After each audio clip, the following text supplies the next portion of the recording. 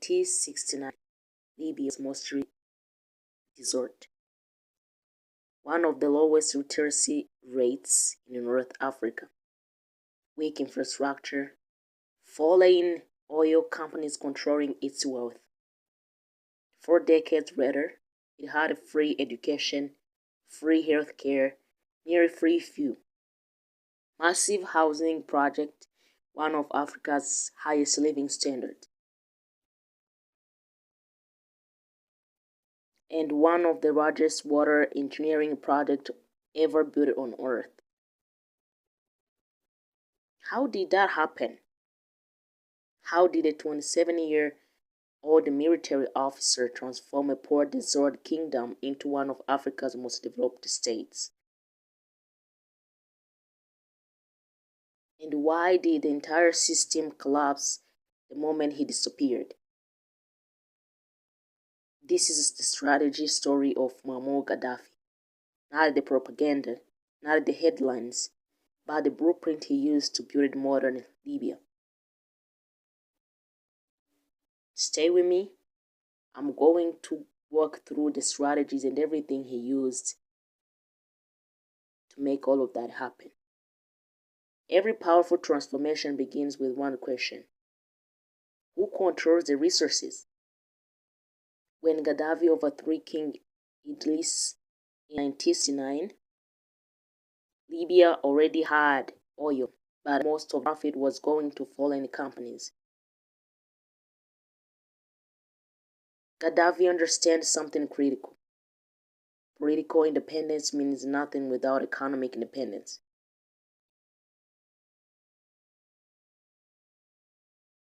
So, he began negotiating oil contracts. Step by step, Libya increased its share of oil revenue. Eventually, the state dominated the oil sector. This was not a random. It was a strategic resource nationalism. Oil money stopped flowing outward and started flowing inward. And here's what made Libya different. It had a small population, that meant high oil revenue per citizen.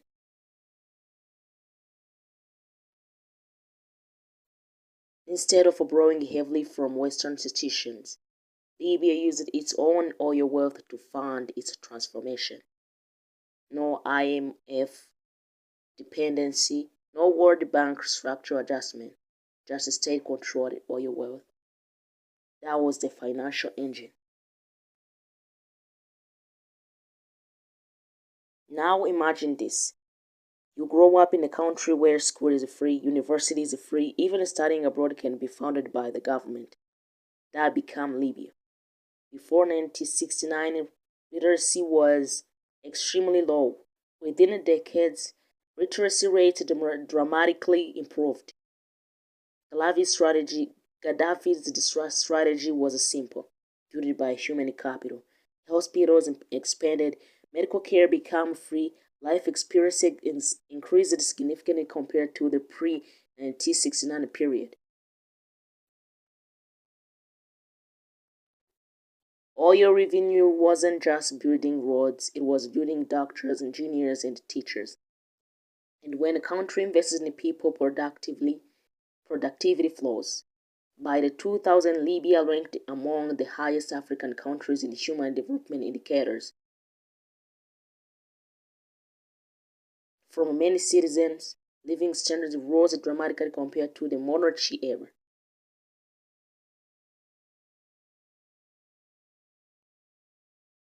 But here is where the ambition becomes almost unbelievable.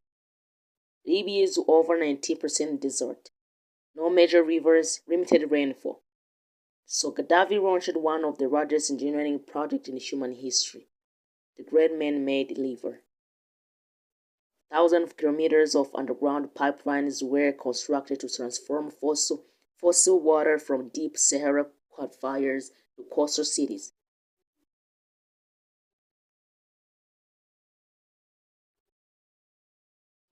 Entire cities began receiving fresh water pumped from beneath the desert. It was funded entirely by Libyan money. no foreign ones. Gaddafi called it a fifth wonder of the world. Strategically, it means something powerful: water independence, food security, urban stability. It symbolized his development philosophy: massive state-led ambitious infrastructure founded by national resources.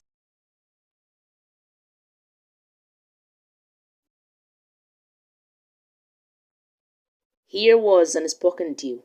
The state provided people stay politically quiet. Fuel prices become some of the lowest in the world. Electricity was heavily subsidized. Housing projects expanded across cities. Interest loans were offered for building homes. Newly married couples sometimes received state financial support. This created a welfare-heavy system funded by oil revenue. Gaddafi also introduced his political philosophy to the Green Book, rejecting both Western capitalism and Soviet communism. He promoted what he called the Third Universal Theory.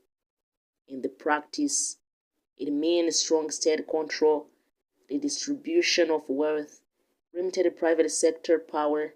The economy revolved around the state. As long as the oil prices were stable, the model worked.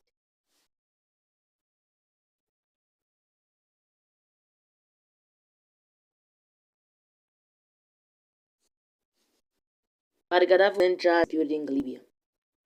He wanted influence across Africa. He invested heavily in African development initiatives and supported continental union efforts within African Union.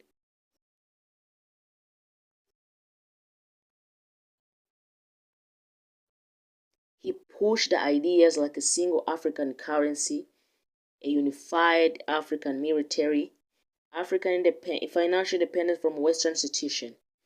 Libyan funds were invested in banks, hotels, telecoms, and infrastructure projects across the continent. His strategy expanded from national development to continental leverage. Oil wealth became diplomatic power.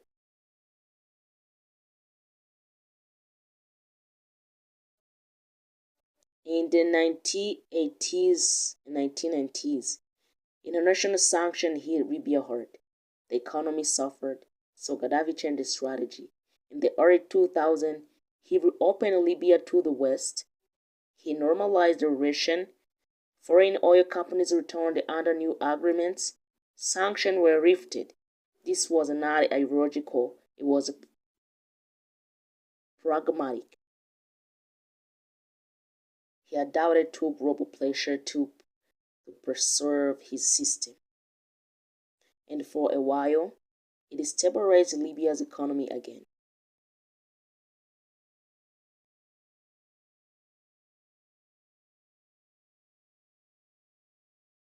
But here is the paradox: the same centralization that made the fast development possible also made the system fragile.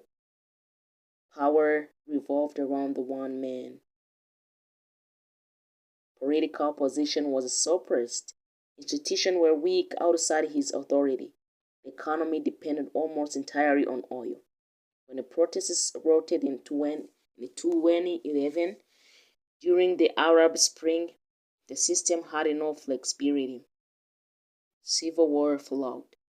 In October 2011, Muammar Gaddafi was killed, and the centralized structure he built unraveled.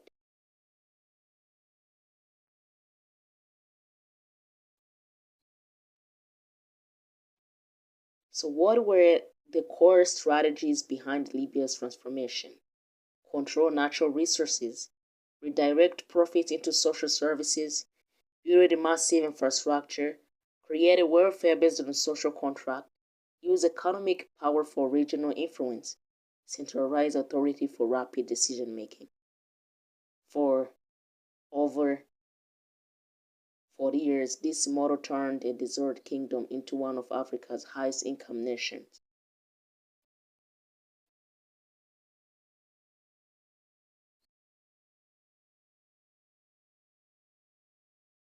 But it also created a deep structural weakness: the reason. reason? Yeah, the reason. Development built around one power center can rise fast. But when the center disappears, everything shakes. History is never simple, and Libya remains one of Africa's most complex development stories. I hope this was really interesting to everyone who is interested about African history. And if you really want to stay with me exploring different African history, legacy of different African readers, all of that, don't hesitate to subscribe to this channel, like, share to a friend, to friends, families, in the comment. See you in the next content. It's gonna be very big. And guess who we're gonna be talking about. And please drop it to the comment down and tell me who we can talk about.